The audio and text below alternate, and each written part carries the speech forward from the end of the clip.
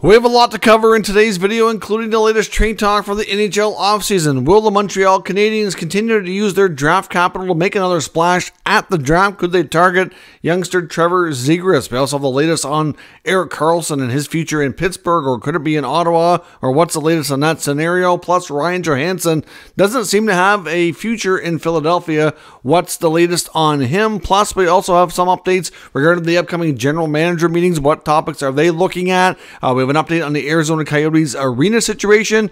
Corey Perry has settled his situation with the Chicago Blackhawks. We have a signing in Calgary. Also, an interesting story in Pittsburgh with Jagr Bobbleheads stolen. We'll discuss all the latest coming up next. Welcome back to another video here at Top Shelf Hockey. As I mentioned, we have a lot to cover here today. Some very interesting news stories as well as some trade talk for the offseason. First up, we do have an important signing in Calgary. This is a prospect that they were quite big on. We're quite happy to get in the Elias Lindholm trade that went down with the Vancouver Canucks. The Vancouver Canucks traded young defenseman Hunter Bruskowitz, member of the OHL's Kitchener Rangers, American-born defenseman, to the Flames. There was some concern after the trade went down that maybe he won't sign in Calgary, but they've overcome those concerns, and he's signed his 3-year entry-level contract. He's getting normal money and compensation that first-round picks get, even though he was a third-round selection. He's really come a long way since the draft a couple of years back. He's putting up terrific offensive numbers. I think he's already got over 80 points this season. He's on pace for like a real solid overall offensive campaign. So the Flames were quite high on this player. They were quite happy to have him included in the draft, or in the trade for Lindholm, and they're quite happy to get him here under contract. The Vancouver Canucks today, this might seem confusing, but they assigned Elias Pettersson to the American Hockey League. Not the Elias Pettersson that just signed a mega long-term deal and arguably their top player and top centerman. This is the other Elias Pettersson that they drafted afterwards, who's a defenseman, also from Sweden. He comes over from Sweden and has been assigned to the American Hockey League team. Obviously, at some point in the near future, if he plays well enough to get recalled and become a full-time member of the Canucks, or even on a part-time basis for that matter, it's going to be confusing. Obviously, you're going to have Elias Pettersson and Elias Pettersson. Thankfully, they play different positions. I'm sure they'll be very different looking on the ice, etc. But, yeah, they have two players with the same name. The second player, Pettersson 2.0, is now in North America, assigned to the Abbotsford team. A very interesting situation today out of Pittsburgh. We know that they've recently retired the number and jersey of Jaromir Jagr. Of course, we saw that ceremony not that long ago. Tonight's game against the San Jose Sharks was supposed to be Jaromir Jagr bobblehead night. Now, the fans in attendance were supposed to get a Jagr bobblehead. The Penguins on their social media accounts earlier today put out a statement saying that unfortunately they did not get their shipment of Jaromir Jagr bobbleheads. It sounded like they were coming into the U.S. via the ports in California, and they say they were shocked to be victims of cargo fraud and they were stolen. Kind of a weird scenario. I'm not sure who needs 18,000 Jaromir Jagr bobbleheads. That they later put out a video, because Jagr himself is going to be a guest of theirs at the game tonight. He was going to be in attendance, so he's around the area, is going to be there. They posted a video to their social media, essentially with Jagr getting in a truck with a Jagr bobblehead. He buckles him in with a seatbelt and says, "Come on, buddy, let's go find your friends." I'm not sure if they're just poking fun at an unfortunate situation. We've also seen other teams chime in. The Coyotes social media account, or actually their mascot's account, Howler, ended up posting a picture as well, showing that he had like a big storyboard like you see in a crime scene, figuring out where they might have been or who might be to blame. I know a lot of people are making jokes that Gritty is the main #1 suspect, given the fact that the Flyers and Pens, being Pennsylvania state rivals, are, and Gritty seems to, I guess he's one of the more I guess, I don't know, lovable and weird mascots in the NHL. Like, he's just quite a creature to look at. The things that he's done, you know, I know it's just, I'm not sure if this is a big joke or if they were really stolen, but it's just a really weird scenario.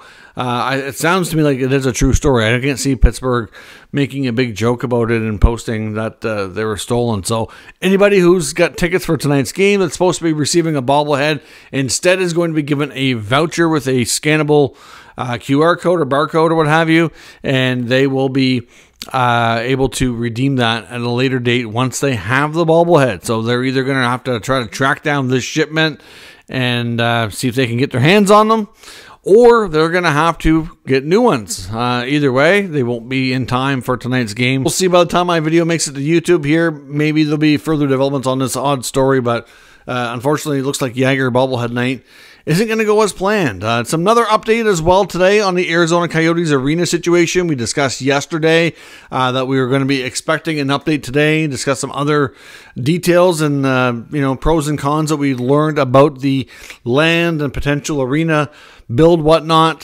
Today, the Arizona State Land Department Board of Appeals did approve the application, which makes now that the land will be posted publicly. So when they have an application to be a bidder, which is essentially what this process is, once they have an interested party that they're content with, they will approve the application and then it goes to public auction. So that's where we're at now. The auction, I believe, has to be at least 10 weeks out. They have to have it posted for 10 weeks to allow other interested parties to have all the information and prepare for the bidding process.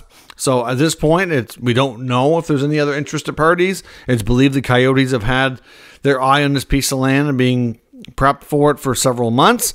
So obviously they have a major leg up and jump ahead of anybody else who might come along and be interested anyway.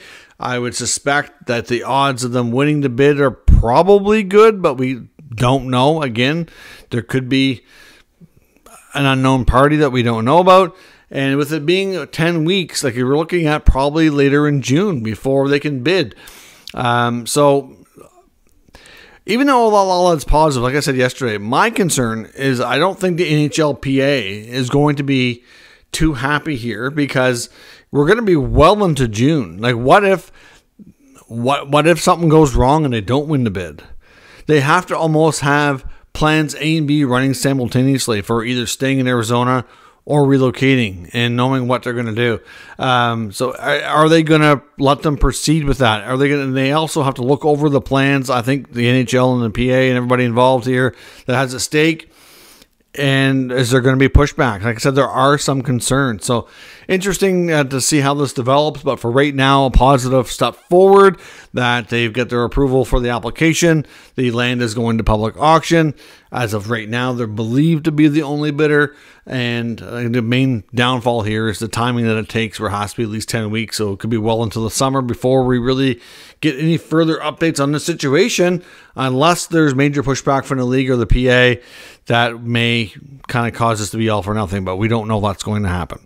The NHLPA has reached an agreement with the NHL and the Chicago Blackhawks regarding the termination of Corey Perry. Of course, we know the Blackhawks terminated his contract after what was led to believe an inappropriate interaction at a team event on the road. There's lots of speculation about what happened. That part is no longer really relevant in my opinion. I don't know. I'm not going to speculate as to what happened. All we know is whatever it was, the Blackhawks organization deemed it to be inappropriate and felt they had grounds to place him on unconditional waivers to terminate the contract. We expected there to be a grievance filed. They were even given extensions for grievances. Technically, no grievance was filed here, but if you look at the wording of it, essentially where it says that they've come to an agreement, that basically means they've come to a settlement, that a grievance was not theoretically filed. They've come to some sort of handshake agreement that probably requires everybody to be quiet about it, and we'll walk away. But it looks like Perry is likely getting some kind of settlement. We just don't know what. So that situation is resolved, you could say, for right now. Of course, we got the general manager meetings coming up here soon as well. I know TSN's Insider trading Pierre LeBrun and Darren Jagr earlier tonight on TSN. We're talking about what's expected to be discussed at these meetings, and there's some pretty interesting topics. It sounds like it's going to be a pretty heavy agenda.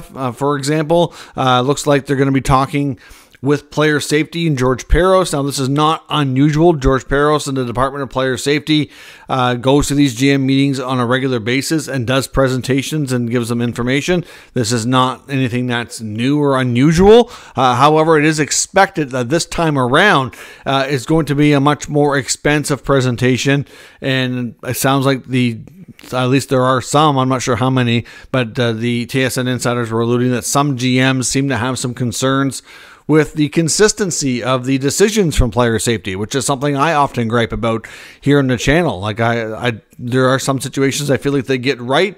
Sometimes I feel like it's hard to understand how they make their decisions. Sometimes it's not a question of whether a player should be suspended, but how many games is really appropriate. They just seem to be all over the map. So it sounds like they're going to be doing a more expansive presentation to kind of explain how they make their decisions and kind of show, I guess, do their best to show that they feel like they've been consistent. I'm not sure they can do that. But anyways, a more expansive discussion around what they do and how they come to their decisions. There is expected to be another conversation around the usage of long-term injured reserve situation, of course. Now, that's a more complicated scenario. That is a collectively bargained topic with the NHL and the NHLPA. So the league themselves and the GMs just can't make rule changes to that. If they want to, they can talk about it, vote on it, and if as a group they decide that majority of them want change, they would then have to take that to the NHLPA, and then from there, get them to agree on board before they can make a change. Since, like I said, it's collectively bargained, but there are some conversations around how it's used, and some GMs not happy, some seem to be quite content. But obviously, after watching Vegas make several big moves again at the deadline, the whole Mark Stone LTIR situation, there's certainly some frustrations across the league, but at the same time, if it's can be verified, everything's legit, that's the main thing. But there's ways around it. Like I said before, I honestly understand that you can have the same kind of salary cap for the postseason as the regular season. To me, that would never work, and I don't think we need to do that as an NHL. But to be honest, I think there's an easy solution. It's just that every game that the team plays, they can't dress a lineup that earns more than the salary cap based on their annual salaries. Keep it as simple as that. You have, like say, you have a couple of players making big money on LTIR, and you can add a couple more big money players, and then those guys come back. You have teams that have payrolls in the playoffs of right now 10 to 15 million or more above the cap. And if all those players eventually come back and play, well, then you're theoretically, by that rationale, you're not compliant. But obviously, there is no cap in the playoffs, so it's not an issue. But if you addressed it change that simple fix, to me, that makes it easy. There's also some that say, listen, if you can't play game 82, you shouldn't be playing game 1 of the playoffs. It's just that simple. Like, usually game 82 and game 1 are only a few days apart. How can you miraculously be better in that short period of time? So they're going to be having an LTIR discussion. Whether or not any changes are recommended or come from it, it's difficult to say. It was talked about a couple of years back, and nothing come from it. So we'll see if there's anything this time around. And we'll kind of go from there. Of course, there's been lots of talk as well around expansion, with different groups publicly putting out their requests for the NHL to open that process. I don't know if we'll hear any more at these meetings around that topic, but certainly something that should be lots of other interesting things to come from it. Ryan Johanssen, of course. Ryan Johanssen, we know, was acquired by the Philadelphia Flyers in a trade with the Colorado Avalanche at the NHL trade deadline. We know that the Flyers took on the full $4 million salary that's remaining after, of course, the Preds retained 50% before trading him to the Avs in the summertime. And, of course, things didn't work out between the Avalanche and Johanssen. He was subsequently moved to the Philadelphia Flyers here at the deadline. Now, as part of that trade, clearly the Flyers and Johanssen don't really seem to have a future together. We know Ryan Johanssen and John Tortorella have what's probably fair to say a complicated past, to say the least, from their time with the Blue Jackets. Also, the other thing that makes this complicated as well is Ryan Johanssen also shares the same agent as Cutter Gauthier. And we know that Cutter Gauthier situation in Philadelphia earlier this year got really complicated and awkward, and I don't think that particular agent and the Flyers are on very good terms. So clearly, they acquired this player with the intention of never putting him on their NHL roster. They immediately put him through waivers, able to technically assign him to the minor leagues to get some cap relief. But at the end of the day, he's never reported. And on his side of things, they're saying that he has a hip issue. Well, this injury is something that the Flyers claim to know absolutely nothing about. So he's getting some imaging done and getting some, checked on here by doctors regarding this hip problem. Now, he did have a hip injury which required surgery back, I believe it was in 2017, if I'm not mistaken it was. So he does have a history of this, and maybe it's legit, but clearly the doctors will have to verify that. But at this point, it was believed that the Flyers were, they already tried at the deadline to move him again. They were willing to retain more money on the salary to knock it down to close to $2 million. And obviously at that point, they were hoping to trade him and another team would take him for $2 million. Well, that didn't happen. So their intention is to let him ride out the season in the minors, and in the offseason to try to move him again with more money retained if they can. And then if that doesn't work, when the buyout period opens, a buyout was likely coming. But you can't buy out a player that's not healthy. So if this injury proves to be anything longer term, or if he's not healthy before we get to the buyout period of the offseason, that could be a major issue with Philadelphia. And I wonder if they would go back to the league and complain on the Avalanche side for not disclosing this, or how did the Avalanche not seem to know about it or bring it up in the trade discussions? So I do wonder. I mean, we've seen what happened when Ottawa did not disclose a no-move clause or partial no-move clause for Evgeny Dadonov. They lost a first-round pick. Now, I'm not saying Colorado did anything wrong here. Maybe it's a scenario that the player hadn't really talked to the team about it. Maybe they legitimately didn't know anything. But I do wonder, with the negative impact on the Flyers, if there's any chance they would kind of file a grievance with the league and try to, get some sort of compensation for it, because we'll see what happens. It's just a complicated scenario. Ryan Johanssen does not have a future with the Flyers. Whether or not he's elsewhere, it's difficult to say right now. This injury could play a big role in how they proceed with things. So interesting to see. On the trade front, let's first start talking about Erik Karlsson. He was asked today in media regarding before tonight's game against the Sharks about the rumors have been flying around about him potentially returning to his original team that he started with, the Ottawa Senators. And he just kind of laughed it off and said, listen, that's Canada for you.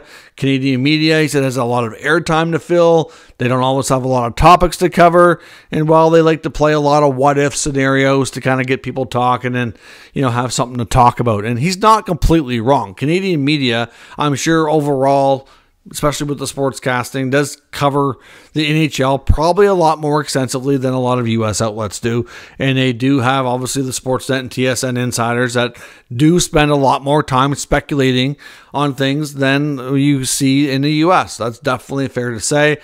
But at the same time, you got to remember, I'd never expect any player, especially a player of his stature, with where he's at, to be like, I'd love to be traded back there. I don't really like it here. It hasn't worked out. He's not going to say those things. I have no doubt that at this point, Erik Karlsson isn't probably for sure wanting to be moved. I think at the end of the day, he wants to be in a competitive situation and he wants to win.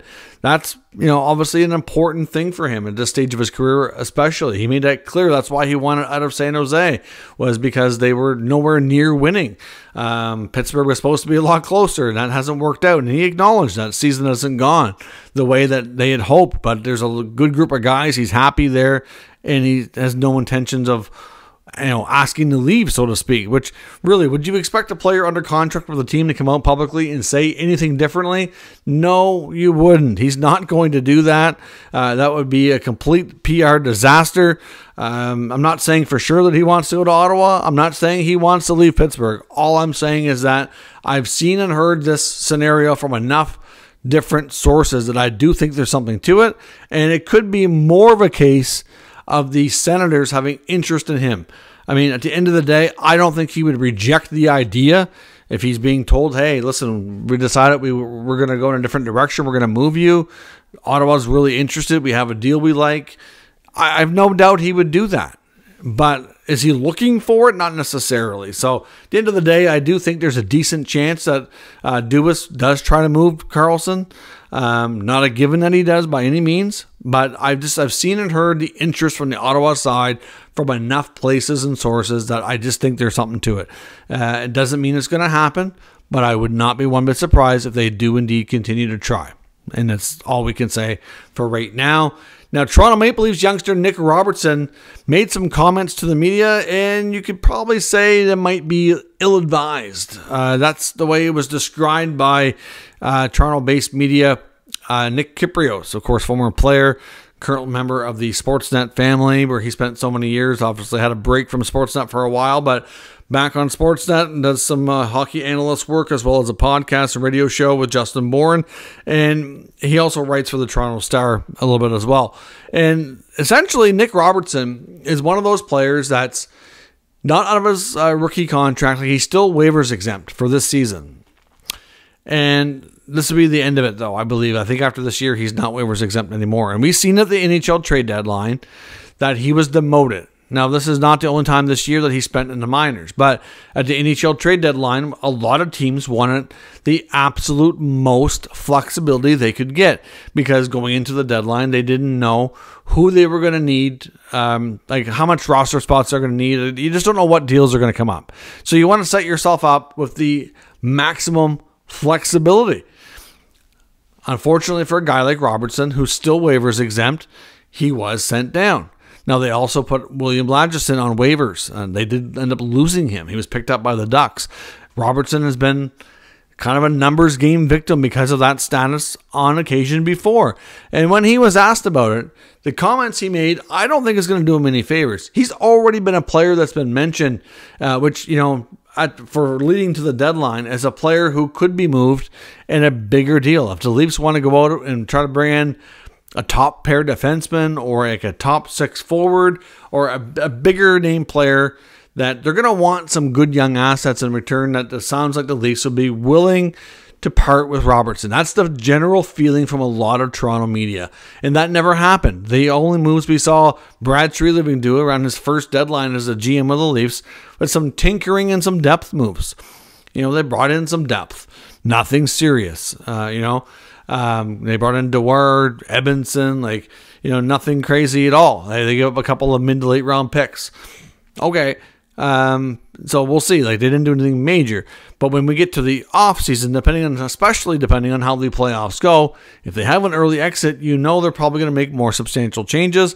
And given how this roster works from year to year, you usually see substantial changes anyway, because outside of their top playing and earning players, they quite often have a lot of short-term cheap deals for the supporting cast, because that's all they can afford to give them. So a guy like Robertson, who's been trying to be more consistent and be a regular NHLer, who has had long stretches and short stretches, it just depends on how his play goes and what the team situation is like. But for him to come out and say, listen, his quotes were, "I understand it, but I'm not going to sit here and say I'm happy." Then he also went on to say, "I've been in plenty of situations where waivers have screwed me." So, yeesh, you know, you're basically saying that you're a victim, and that, you know, Nick Robertson, I don't know, there's definitely been times when he's deserved to be sent down. There's been times where, was he a victim of a numbers game because he was waivers exempt? Sure. A lot of players, unfortunately, find themselves in that predicament with teams that are, especially teams that are successful and tight up against the cap. Do I feel bad for him? Sometimes, yes, but you know what? He shouldn't have made these comments, because I don't imagine it's going to do himself any favors. That's probably going to piss off the management team. Not going to give him a good look with the coaches. I don't know. I just don't know that Nick Robertson has a future in Toronto. I already thought that before. Making comments like this makes it sound like he's certainly not all that happy with his role. And again, if the offseason presents an opportunity for the Leafs to make a big upgrade and find a way to acquire a top defenseman or another, area they can feel they can upgrade, I have no doubt he'll be one of the players that's offered up. I think he needs a fresh start somewhere else, but we'll see. I mean, not that he's had a bad year. He hasn't.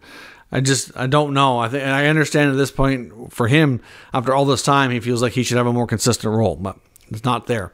In a Montreal article today came across from Marco D'Amico, Habs beat reporter, suggesting, again with comments from Ken Hughes, that Hughes confirmed that they have lots of draft capital, and if they get to the draft and there's an opportunity to make a similar trade like we've seen them do the past couple of years in the offseason around the draft time when they acquired a guy like Kirby Dach and Alex Newhook, that they absolutely would like to do that again and would look to do that again if it's there. They have more than enough draft capital. This team has a pretty wide range of, they already have a lot of prospects. They've drafted a lot of kids in the last 2-3 years. Some are coming along nicely. Some are a little bit, later. They're all in different spots, and there's lots of youngsters at the NHL level that are even kind of up and down, still finding their way too. But they do have a lot of players that are, looking like they're going to be players, longer term in the NHL. But do they need some more higher end talent? I absolutely think they do. And a player mentioned in this article that they've been linked to before, which keeps coming up as a link to Montreal, is Trevor Zegras. I don't know if the main reason is because of the Cole Caulfield connection. Of course, they played together a lot in the U.S. program before they were drafted. Clearly, a player went through the ranks there. I don't know. I mean, we know that I think it's fair to say that the Ducks, would move him. I don't know that relationship is the greatest between him, the team, and management. But at the end of the day, Ken Hughes does have a lot of already drafted players that are quite good, they can't all stay in Montreal, and he also has lots of draft capital. I have no doubt he could make a very interesting, compelling offer to Pat Verbeek and the Ducks to bring Trevor Zegras to Montreal. But is that going to be the guy? Is that going to be their target for this year's version of Alex Newhook and Kirby Dach? Let me know your thoughts down in the comments. It seems to be a situation that keeps popping up in the media and doesn't seem to want to go away. So again, when there's that many people talking about it, it does make you think there is something to it, and there is a connection there. Is it going to happen? Only time will tell. Let me know your thoughts down in the comments. We'll discuss further. If you're new to the channel, make sure you subscribe and stick around. We'll keep you up to date with the latest news, rumors, and analysis of all 32 NHL teams. Thanks for watching, and I'll catch you next time.